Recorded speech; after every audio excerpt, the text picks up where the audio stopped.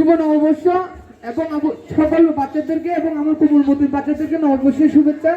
আজকে তোমাদেরকে নতুন বই দেওয়া হবে 2026 সালে। বই পেলে কি করবা? নতুন বই পেলে কি করো? পড়াশোনা করবা না শুধু বই দেখবা?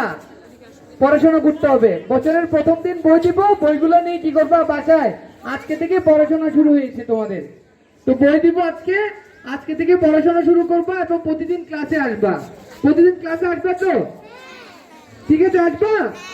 হ্যাঁ, প্রতিদিন ক্লাসে আসবা, প্রতিদিন পড়াশোনা করতে হবে। আজকে থেকে নতুন বছর শুরু, আজকে থেকে পড়াশোনা শুরু। এবং অভিভাবকদেরকে বলবো আপনারা প্রতিদিন বাচ্চাদেরকে